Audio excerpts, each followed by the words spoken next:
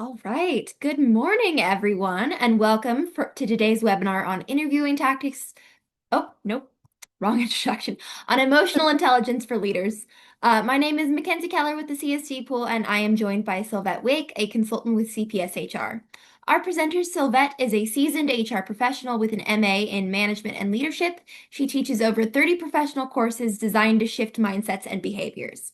Today's webinar will teach you about how to assess your own emotional intelligence, how to assess how your emotional intelligence and leadership impacts others, and how to practice communication and establish a climate of trust. If you have questions throughout the webinar, you can put them in the chat so that our presenter can see them, and we will also have time to address those questions at the end. Also, in case you haven't noticed, this webinar is being recorded, and that recording will be distributed sometime later today. So if you needed to step away for any moment, you can go through and watch the entire presentation again from beginning to end if you'd like to come back to it. So without further ado, I would like to turn it over to our presenter, Sylvette. Thank you very much indeed, Mackenzie. And thank you very much for coordinating and setting us up today. I really appreciate it. My name's Sylvette. As Mackenzie said, I'm located here, as you can tell by my very funky accent, in the cosmopolitan center of the universe, kind of, which is Northern California.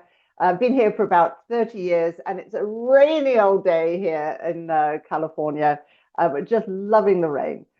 So on that note, I thought I'd share with you a story about when I was up there in Colorado about a year or so ago. And I was up in Breckenridge, and I was teaching emotional intelligence for 2 battalions of firefighters. And on the third day, on the Wednesday, I looked outside, got up, looked outside, and it was snowing. I was so thrilled. It was snowing in April. So I popped down to the breakfast room and I asked the lovely person down there, I said, do you think you could get me a cup of coffee? Would you mind? And she said, oh, no, I'll grab that. And then I said, could you turn the fireplace on? And she did.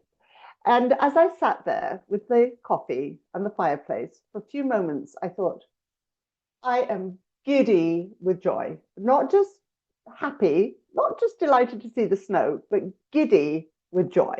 So to start us off, would you put in the chat what makes you giddy with joy? Right? What makes you giddy with joy? Pop that in the chat if you like, just to get us started. Deanna,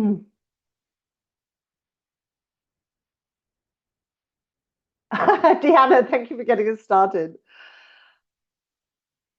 So the snow, the adventures with the children, spending time with grandchildren, family time at the beach. Oh, a good old thunderstorm. Tawny, we haven't had one here as long as I can remember in California. No, those don't come our way very often. A bike ride, thanks, Stephanie. Sitting on the porch in a rainstorm, live music, fly fishing, showing your kids new things, playing in the ocean. Twilight. Ah, yes, the end of the day, that calm as everything settles down. Thank you, Eric. Your grandchildren, Deanne, April, adventure, flying in a plane, watching your family succeeding. Oh, these are beautiful. Your puppies, sunrises and sunsets. Ah, thank you. I feel even more giddy now as I'm reading your list here. So what I invite you to start thinking about, and if you forget about everything from our session today, is how can you do more of this? Tapping into those moments when you think, just lingering with it for 10 seconds. And if we can tap into that emotion, part of emotional intelligence, that actually increases our well-being and our overall resilience. All right. So there's one quick tip right there. Tap into those wonderful moments and linger with them, recognizing what a fabulous moment it is. And then look for those periodically throughout your day. That first cup of coffee in the morning, that wonderful breakfast you've made, or the dinner you've made, or going for a walk if you can at your break. Look out, check out, you've got that gorgeous, beautiful nature where you are up there in Colorado. So spend 10 seconds a day just taking in the good. All right, on we go. Into our objectives, we'll look at emotional intelligence and how it relates to personal, organizational leadership success. And we'll be looking at some tools. And so we'll do first our general introduction, and then we'll go do a deeper dive into emotional intelligence. So in terms of this is the main agenda, and now we have our sub-agenda for the introduction, and we'll look at these a couple of items here. And so before we do that, I'd like to think about what are the traits of the person who brought out the worst in you. So think of perhaps other leaders you might have had in your life in particular, and think about what were the traits that brought out the worst in you. So if you would like to put those in the chat, no need to name it, the person, of course, but what were the traits?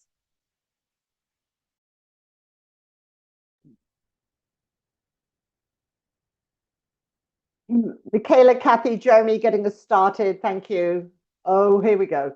Oh, condescending coming up twice in the first two chats there. Look at that. Irrational, lack of trust, dishonest, competitive, boastful, lazy. Oh, doing something after I told her not to, unable to listen to others. Oh, they were just like you said. Bossy, inflexible, bad temper, suspicious. Oh my goodness. All right. So feel the energy going down here. So let's flip it over into what are the traits of the person or people who brought out the best in you? The traits of the people who brought out the best in you. A few more from the previous one. Won't take initiative, focused on themselves, lazy. Renee, thanks for taking us home there. All right, here we go. Traits to bring out the best. We have trusting, understanding, encouraging, believed in you, willing to give recognition, confidence in your abilities, encouraging, empowering, leading by example. Oh my goodness, yes, coaching, mentoring, kind, willing, empowering, a sense of humor, a great mentor, humble, supportive. Thank you very, very much. So notice, even as we went through those words, how the energy changed. So we can perhaps consider in the role of leaders then that those who came under the first category, the people who brought out the worst in you, perhaps could have done with a little bit more work on their emotional intelligence, whereas those who really brought out the best in you sort of had those emotional intelligence skills finely tuned. And as we go through them, we'll have some information, some general theory, but there are also opportunities for you to look at, okay, what else can I do? Because you know you're already doing a fabulous job as a leader, but what else can I do to truly bring out the best in others? How can I be my best self so I bring out the best in others? And that's where, of course, emotional intelligence can truly help us. So here's the definition. I'll let you read this for yourselves.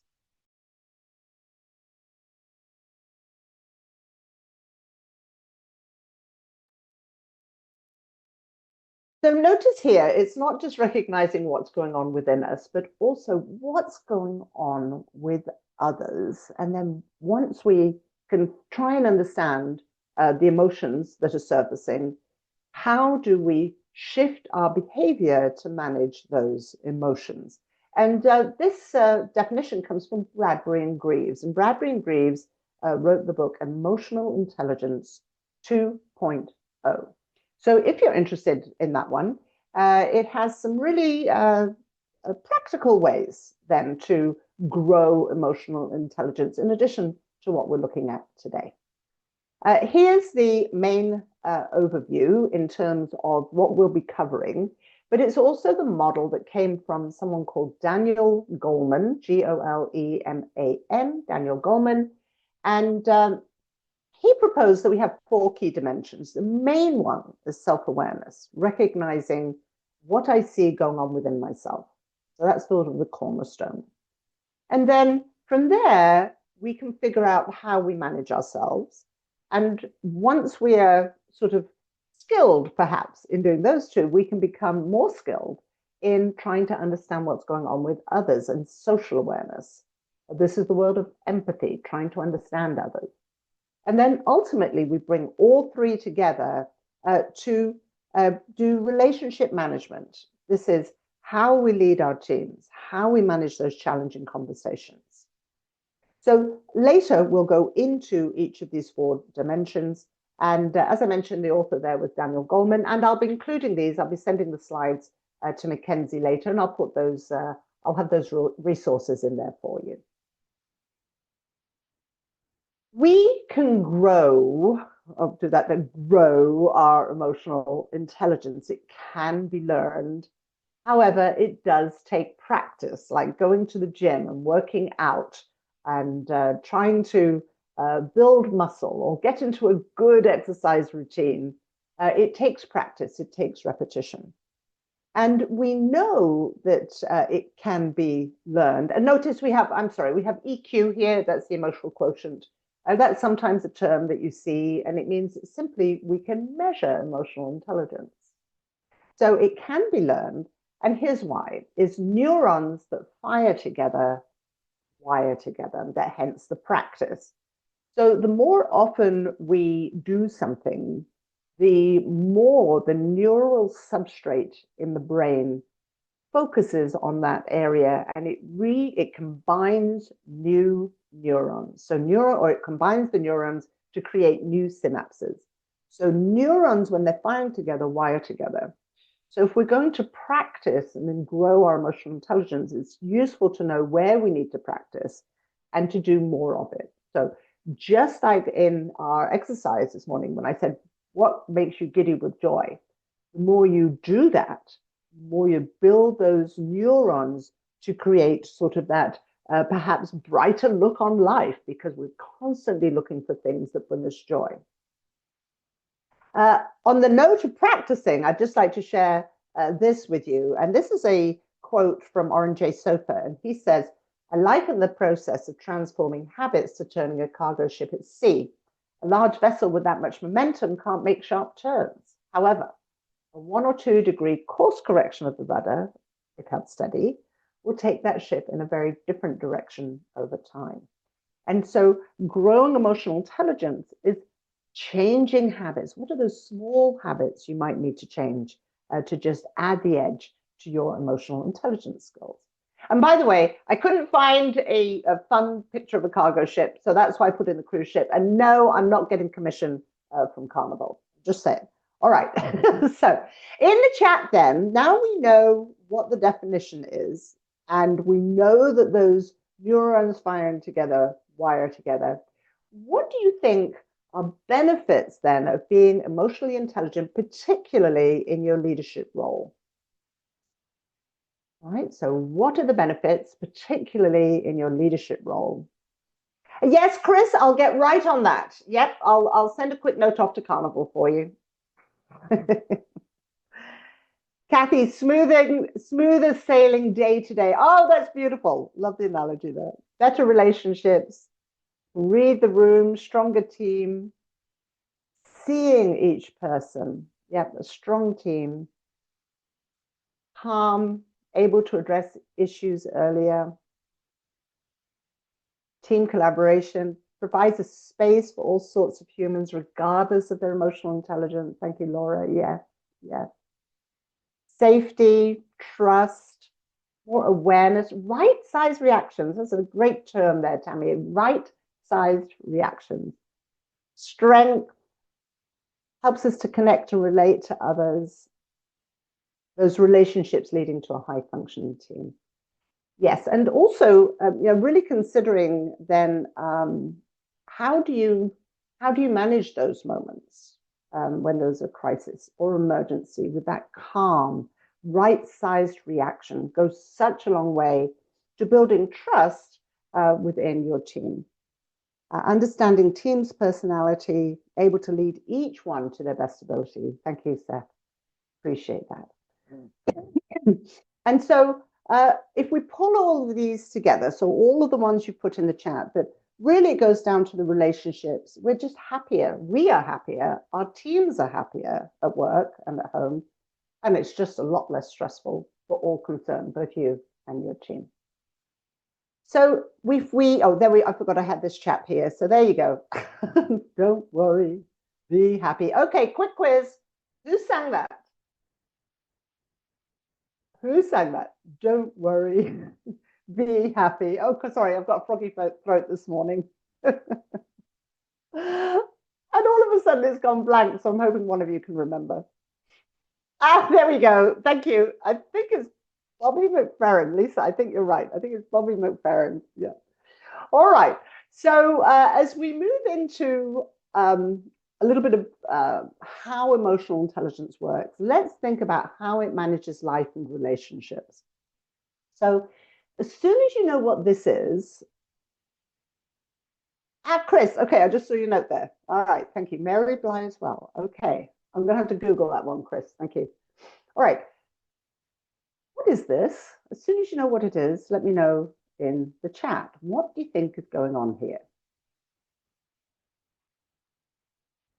And this is a backwards jigsaw puzzle. I'll take the pieces off one by one. As soon as you know what might be going on,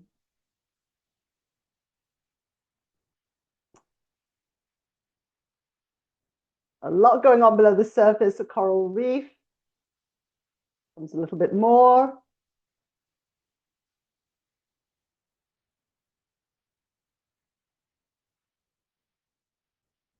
Yep, underwater photography. We've got a cave. We've got surfing going on.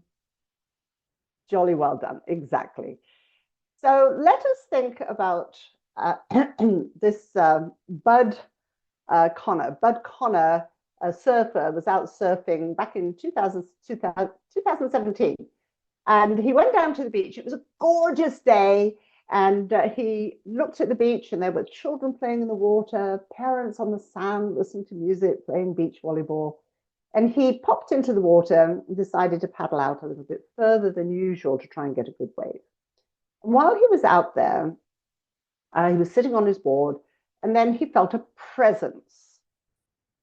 And he looked over his shoulder, and he saw the dorsal fin of something. And he thought, ah, it's a dolphin. But instead it was he thought it was a dolphin, but instead it was details lurk below the surface. Thank you.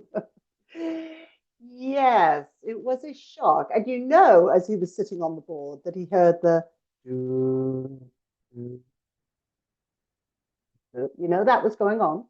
So he froze on the board. Unfortunately, the shark didn't bite him, but it came in very fast and knocked him off the board. And he was in the water, holding onto the board.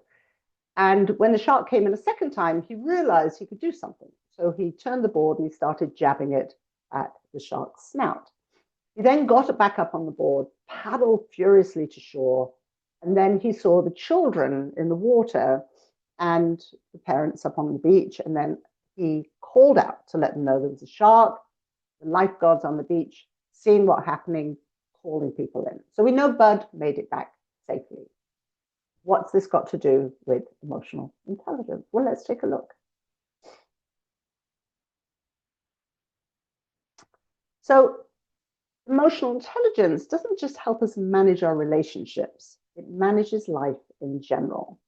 So as Bud was in the water, he was frozen originally on the board, but once he was in the water, he sort of came to, and he was still in shock. But then in the interview with him afterwards, he said he realized he was angry. Self-awareness. He decided to fight off the shark and then paddle to shore. That's self-management. He saw the children in the water and anticipated that fear. That's social awareness. And he called out to let them know there was a shark. That was relationship management. And so emotional intelligence then is guiding our decision making throughout the day. It's not just within the relationships, but in general, constantly making these choices and decisions. It also manages our motivation to do things, recognizing what lifts us up, what our strengths are, what our weaknesses are as leaders. And then we make choices from there. So it goes beyond just managing relationships.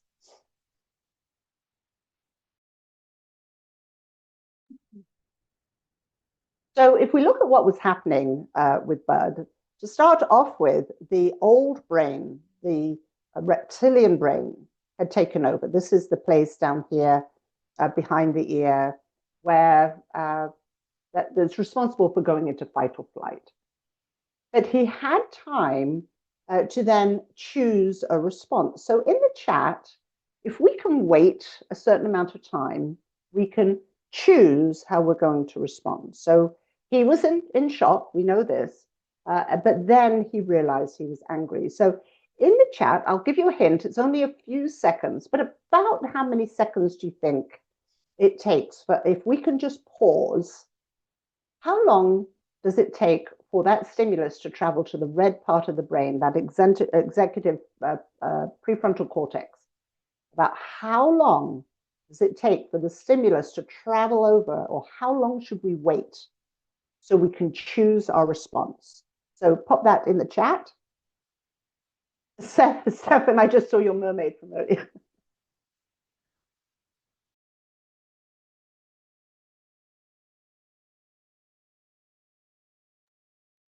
All right, we've got some 3s, 7s, 0.07. And all right, so it's closer to Laura's idea. It's actually 6 seconds. So if we can wait 6 seconds, we can choose how we're going to respond. Now, I will say, in the case of a certain sister-in-law, it might be 6 minutes, 6 hours, 6 days, and on occasion 6 months. I'm just saying, right? So it does depend. But for the most part, in your leadership role, if you can just take that breath when things occur, 6 seconds, and then you can choose how you're going to respond, and it will make all the difference. And in terms of managing relationships, then, a colleague states you're late with a project, and perhaps they're terse or impatient. You could react, or you could wait that 6 seconds, do an assessment of your emotions, self-awareness, choose to respond instead of reacting, use empathy, and that empathic listening, we'll be taking a look at this, to get better understanding, and then use the other 3 elements to help you talk with the individual. And these are originally called social skills, but then ultimately are relationship management. And if we look at the business case for emotional intelligence, quick poll here, what percentage of career success do you think is due to emotional intelligence? Do you think it's A, B, or C? Is it 35%, 59%, or 75%?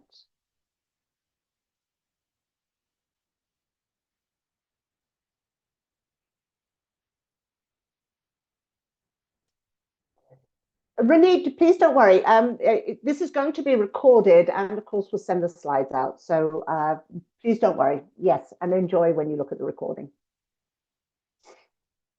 All right, so if we look in, we've got an A, we've got a couple of B's and C's. No, please don't worry. Have a wonderful day. Take care. Bye-bye. All right, so the answer is actually, in fact, 59%. So I would love it to be 75%, but it's 59. So we need IQ, all right, that's our ability to problem solve and think critically. But in today's world of collaboration, then 59% is of our success then on how we are able to lead others, get along with others as well. And this is from Daniel Goleman. I'll let you read this for yourselves.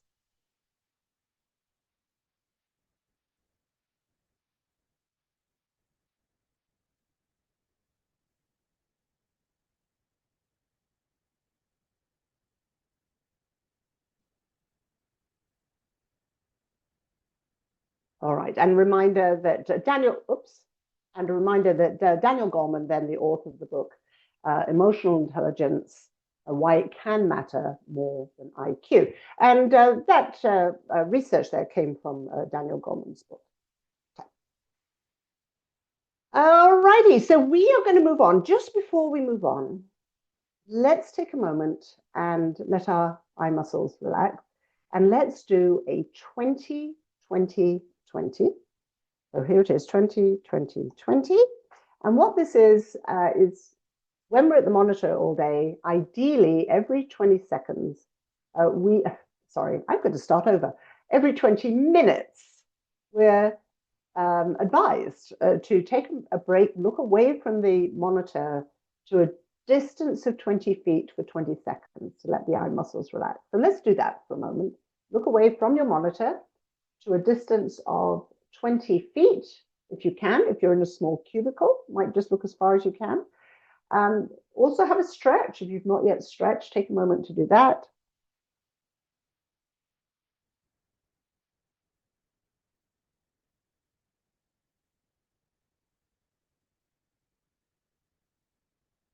And come on back. And a gentle reminder there as well that making sure we create enough breaks for ourselves and get a little bit of exercise, really, really helpful in managing those emotions, particularly when some of those stronger negative emotions crop up. So helps us guide our team better in those moments. All right, so moving on to the deep dive of our skills. So we have self-awareness, the cornerstone, as I've mentioned. So here we'll start off with our note from Socrates. All right, so Socrates, thank you very much for stopping by. And he says, know thyself. So when I was working with state agencies, I worked with a couple over here in California. We had one of them, we did a 5-day onboarding program for new hires and a 5-day cohort for and onboarding cohort for new supervisors and managers. And our CEO would come to those. He'd come about 11 o'clock, have a talk, and then stay for lunch with everyone. And he would say, know thyself. And particularly for our new leaders and supervisors, he would say it's so important for you to know yourself. What are your strengths? And what are those areas that you really need to pull on the strengths of others?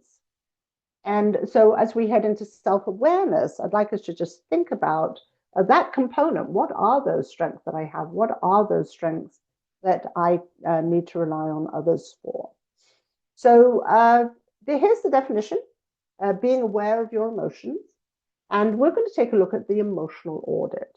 And so this is a simple practice that if you find that you're in the middle of perhaps a situation, someone says something harshly, and you feel as though you're going to react, or you react and then, uh-oh, too late, you need to look back on what I could have done differently. The emotional audit is a simple way to work through this. And it simply asks us to think about or to just can be done in 30 seconds to a minute once you're familiar with it. What am I thinking? So if someone says, the reports lack detail, you might go, well, that's not true, not my fault. Or you might just think, yeah, did I misunderstand what was required? Then you might go to, what am I feeling here? Well, am I angry, insulted, embarrassed?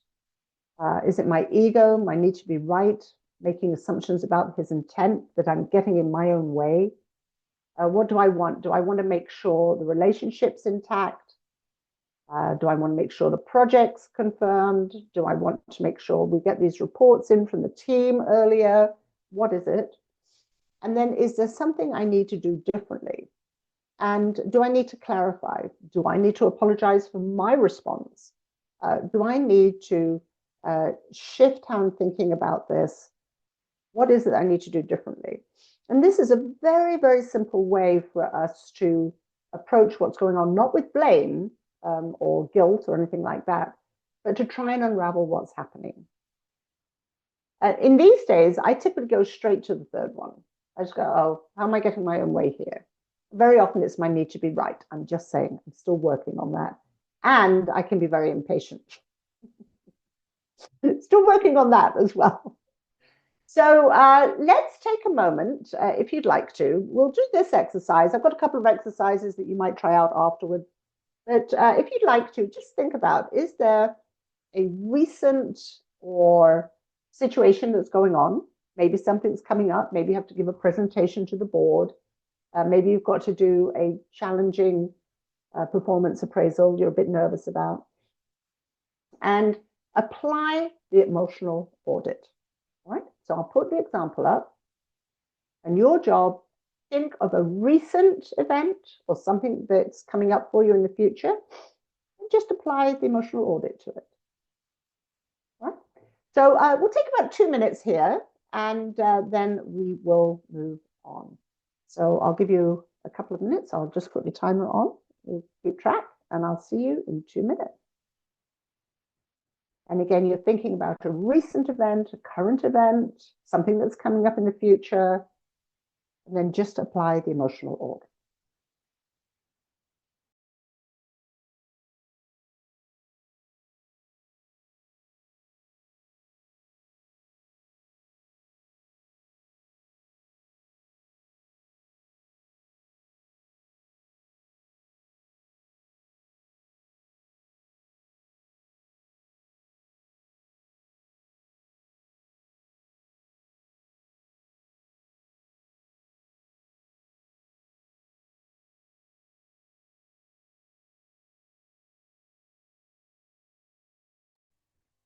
Hi, Sylvette. Just to clarify, is this something you would like people to put in the chat, or is this just kind of a step away for a moment and process sort of thing? Thank you, Mackenzie. No, no, I do apologize for not clarifying that. Thank you. Yeah, not in the chat. This is just for you. Thank you very, very much. Appreciate that. This is just for you.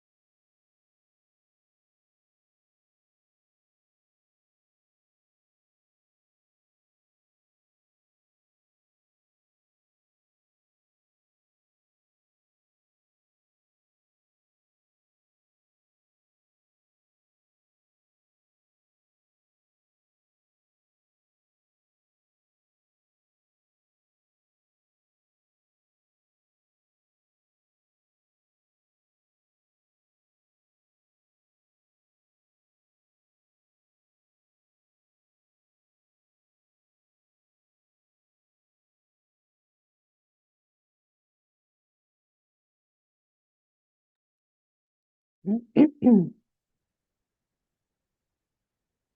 I hope you had a moment to just at least get started on this. And again, you could finish it off afterwards if you're not quite there.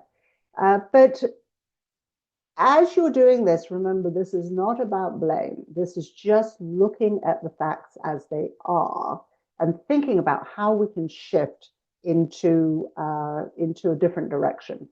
And just a note here that it's okay to have those negative emotions, right? We're human beings, we're going to have them. And what the current research tells us is it's actually helpful to linger with a negative emotion for a little bit if we're frustrated or impatient or angry or anxious about something. Just naming the emotion can actually calm the sympathetic nervous system in the body. That's the system that pushes us into that fight or flight mode. So, naming the emotion, sort of lingering with it a little bit, soothing it even. There's something called the RAIN meditation. It is by Tara Brach, R-I-A-N. And again, I'll add this to the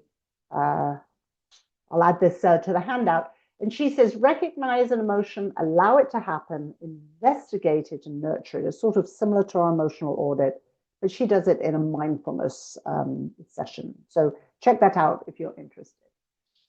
All right, on we go. So that's the emotional audit. And we move now into the world of self-management. All right, so here we are in the world of self-management. So now we know what's going on. We've identified the emotion. We started planning on what to do with it. With that last question, what do I need to do differently? All right. So the self-management then is how you use that awareness to create the behavior we want. And it basically comes down to making a choice. And so we have the wonderful phrase from Viktor Frankl and Stephen Covey, I fine-tuned this. And he said, between stimulus and response, there is a space. And in that space is our power to choose our response. In that response lies our growth and our freedom. And so, as we learned after we looked at the story of O'Connor, if we can just make that space for 6 seconds, unless it's the sister-in-law, then we give ourselves time to make that choice on how we're going to respond. So, in the chat, what are the ways that you can make a space so you can choose an alternative response? So, think about a meeting with your team, for example, and someone says or does something and you have an emotional reaction to it. What are all the ways that you could make that space? So put that in the chat.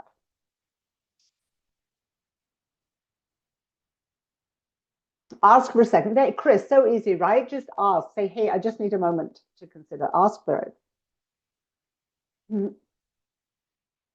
Yes, Kathy, don't worry. We'll be sending the slides and the recording. Yes, Mackenzie will be kindly doing that. So please don't worry, Kathy. Take a breath. Let me get back to you. Step out. Take a long drink of water. Nod and smile. Right, nod and smile. Yes, yes. Wait 5 seconds. I'll need to think about this and get back to you. Beautiful. All right, so there's a variety of things that we can do. But it doesn't, sometimes things catch us so quickly that we react. And so it's useful to start building these things into how you interact with others already. For example, before you send an email, can you occasionally just count to 6 seconds? Before you respond to a team member, or if you're coaching, wait an extra 6 seconds before you respond. So it's helpful to start building this into your way of being instead of waiting to those moments when things might cause you to react. Right? So that's the space. And it really is about choices. When we're triggered, if we have negative thinking, when we're triggered, we can choose our response. If we have negative thoughts going on, we can choose how we think. Oh, Chris, great tip there in the chat. Thank you. All right, so with triggers then, if someone cuts you off in traffic, you might get angry, honk the horn, or you might be angry for the rest of the day. And so an alternate response might be what? What might be an alternate response to someone cutting you off in traffic? What might be an alternate response other than getting angry?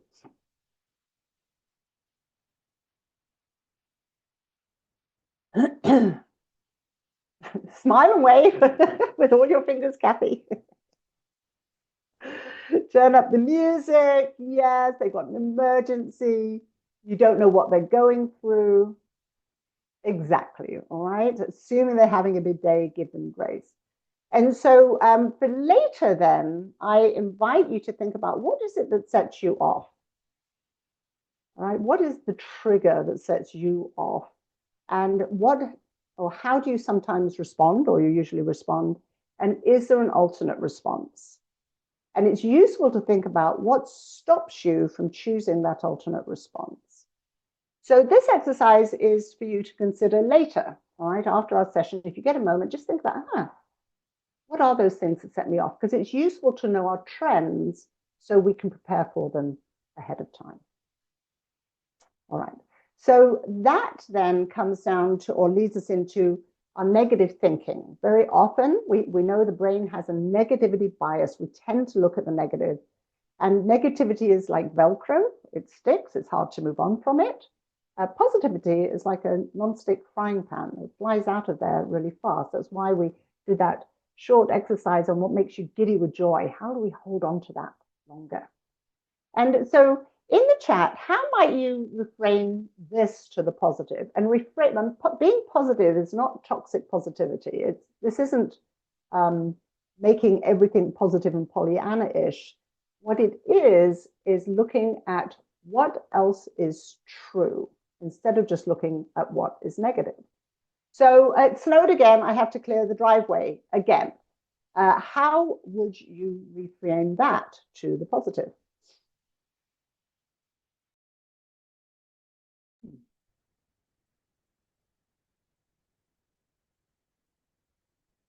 Oh, thank you. I see in the chat when someone triggers, I think of 3 things I liked about them. Beautiful. Thank you.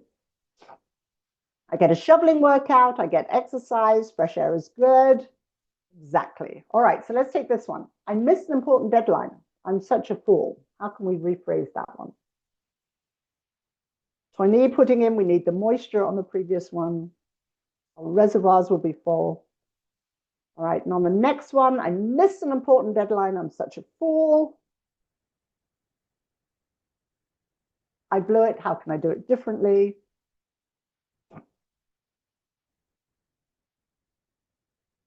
I need to reprioritize. I'll get more organized. Exactly. All right. So, all right, you missed the deadline. And what else is true? We have this passage of learning as well. Perhaps I'm overtasked, need to ask ask my team for help. Need to learn to say no. And my team is late with deliverables. Again, we're really going to look bad. How can we reframe this one?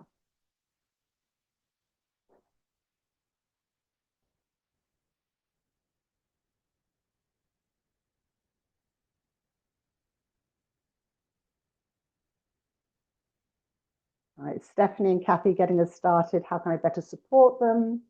They're both coming in. We're doing it the right way, and that takes time. Yes.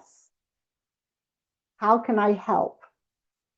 Exactly. So we're recognizing what's happening, but instead of dwelling on it, we're looking for what else is true or how can I look at this differently? Oh, Chris, I see the snow moisture going back to the first one this morning earlier on. Thank you.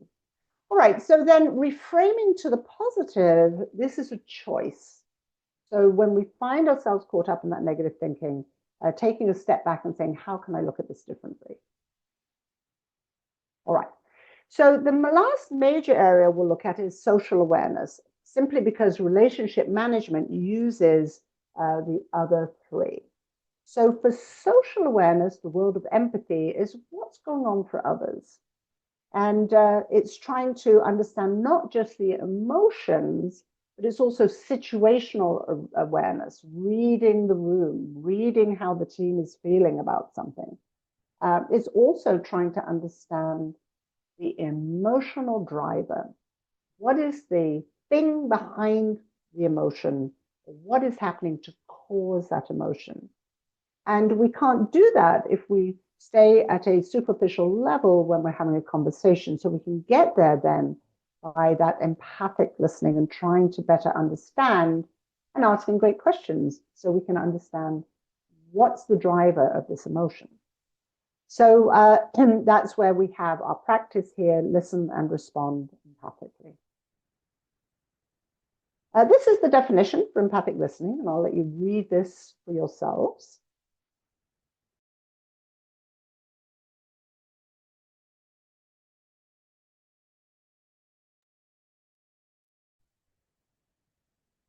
It's simply paying attention to the other person with empathy, and empathy is simply trying to understand what's going on for them.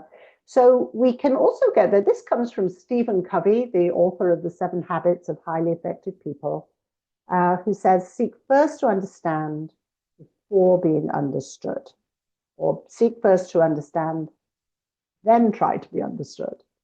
And our 4 steps to empathy then are listen and observe. So if a team member comes, is talking to you, or if you're talking to the team as a group, try and understand or hear the emotional experience. It goes beyond the words. And then can you connect it to an experience you might have had? So if a team member is upset about something or frustrated about something, you simply try and connect to, when have I felt this way before? And remember, we can't walk directly in their shoes, but there's a great likelihood you've had a similar emotion before. So it's not necessarily the experience, but the emotion that you're trying to connect to. And then you might acknowledge what they said. You know, I understand, whatever it might be. Gosh, that sounds really hard. A couple of examples there. And then to deeper understand, perhaps ask a question or two. What concerns you most here? What's most important to you? What have you tried already? Very often we run to fix it, but we might, or the individual or your team member might have already taken steps to solve this already. So if we're going to get to the emotional driver, then we need to have a little bit of deeper understanding. So what are you doing well already? And let's do that one first. What do you do well already? Which of the steps, and then we'll go to which of the steps would be useful for you to try. So which of these do you do really well already? So just put the numbers in the chat if you like. And don't feel like you have to. You can also just do it just for yourselves. If you'd like to, you can put them in the chat.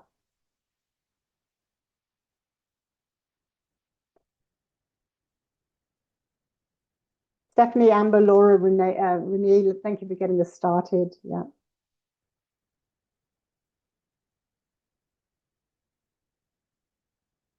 All right, and our next section is then, is there something you'd like to focus on? What would be helpful starting this afternoon, after lunch, that you would like to do more of? And again, just put the number in if you like, don't feel as though you have to.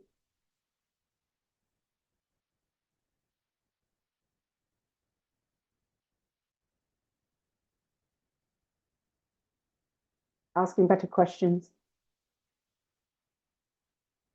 And this really helps, it takes us making that 6 seconds, right? Making that 6 seconds, taking that breath, taking a sip of water as well, not just in terms of managing a trigger, but also when we're listening, so that we can look for those questions that will help us get to deeper understanding.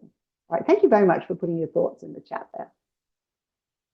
All right, so on that note, just in empathy, I thought I'd share a quote that I find really helps me, particularly if I'm with situations or in situations or with those people whose behaviors I sometimes find challenging. And that is to think everyone's fighting a battle you know nothing about. Can you still be kind? Always. And we really don't know what battle others are fighting. What happened when they were a toddler, those formative years? What happened when they were a teenager? That morning at home, on the way into work, with another project, perhaps another project manager that they've been on. We don't know. And so with this then, if we can use this quote, it helps us to stay grounded. And sometimes we need that 6 seconds to just go, this person's fighting a battle I don't know anything about. Can I still be kind? So this doesn't excuse perhaps bad behavior or lack of professionalism, but what it does do, it keeps you centered and grounded in your leadership role so that you can respond in the best possible way.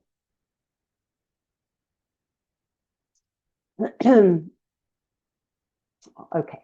So with that, then we come to relationship management. So relationship management, remember, this is the social skill of managing our behaviors, leading our teams, managing conflict.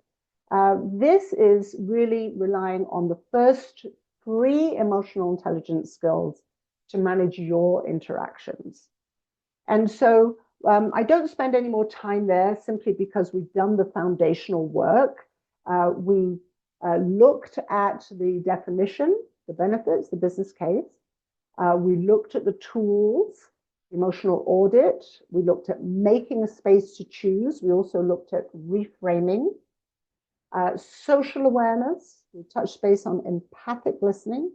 And then relationship management brings those pieces together to handle how you show up so you can bring out the best in your team.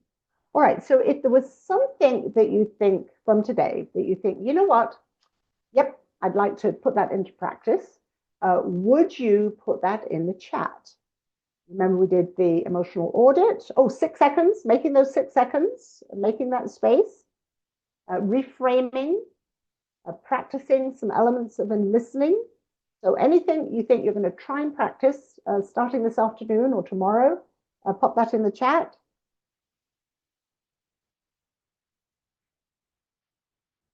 Kathy, thanks for getting us started here.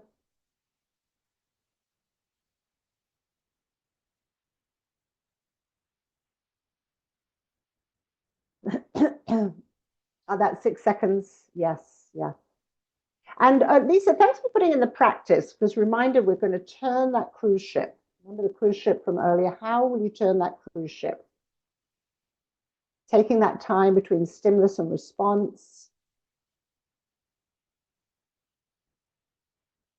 Oh, beautiful, Laura. Thank you. Silence is power. Practice finding those trends to triggers. Thank you, Stephanie. That is really helpful because then you can prepare yourself for that ahead of time. All right. So on that note, thank you all very, very much indeed. I really appreciate putting your thoughts in the chat. We are at 10:50. So if you have any questions, feel free to share. You can either, I think you can just pop them in the chat. If anyone got questions. Bill putting in listening more, relate, take time to respond, knowing your triggers. Thanks, Bill. Yes, like Silbette said, if you had questions, anything last minute, now's the time to put it in a chat. Also, just as another general reminder, the slides and the recording of this will be available afterwards. So for anyone who had to step away for whatever reason, don't worry, you will have access to this again. Oh, let's see. We'll give people a little bit of time to type out some questions. Thank you, Chris, for the very kind words. Um, Thank you, Chris. Let's see. Sylvette, I have a question for you, actually. Yes. So you're someone who knows these steps very, very well, who has practiced them, I would assume, throughout your career. So for someone who has experience for this, what do you think are the parts where it's easiest to mess up even after all this time? Oh my goodness, thank you for that question. And I was going to build, I was going to interrupt and say I'm still working on it, Mackenzie, but I took 6 seconds to wait until you finished your thought. Yes. So uh, so so the question is when we mess up, what do we do? Is that what you're saying? So when It's we you have a lot of experience with it. Are there still things that you have trouble with after all this time, or that other people who are experiencing this might still find themselves falling into the pitfalls of? Yes, thank you. So there are things that still trigger me. I hate to admit it, but it happens. And gosh darn it, I'm human. So I find those in those moments when there's a trigger, and I will have to say it's very often family members. It's not colleagues, right? The closer you are, sometimes the harder it is, or the more often you're exposed to those sorts of things.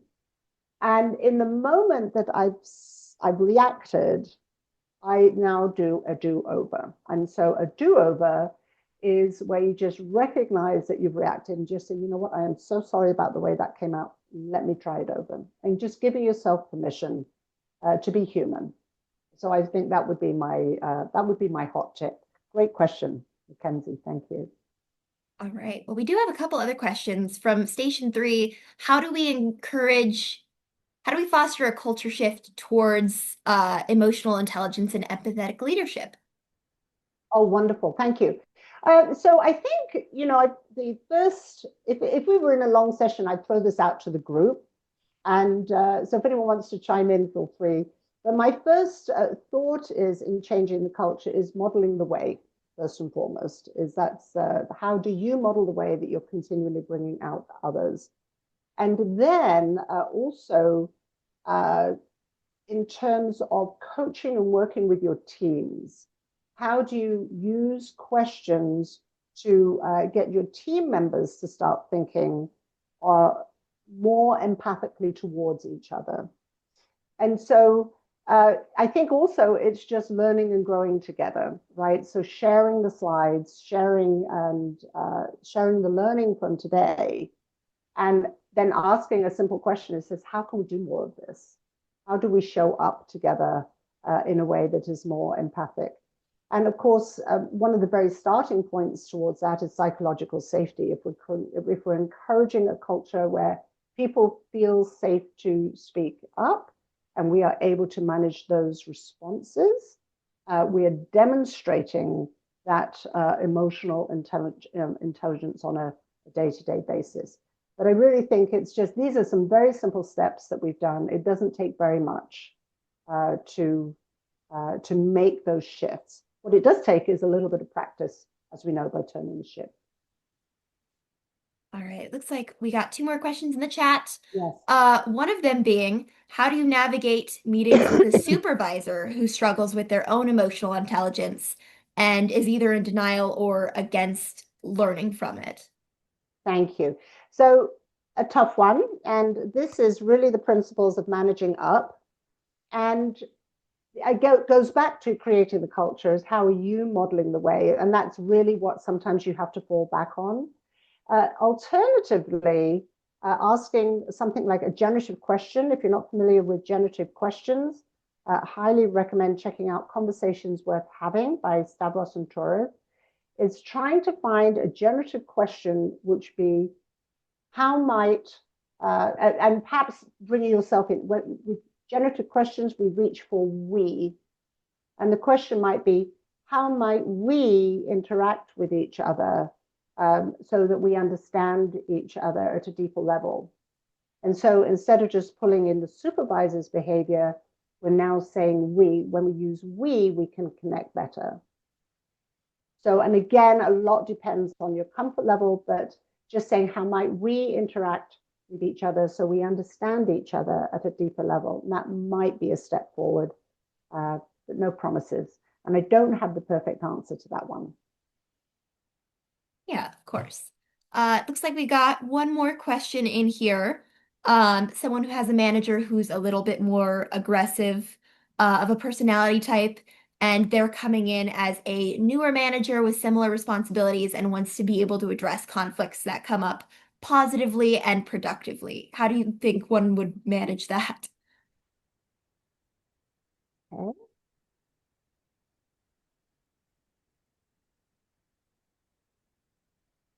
All right. So with this one, so I was just reading it again to go through. But I think it comes back to the generative question. Actually, you know what I'll do is I'll also put in some generative questions that you could ask for these situations.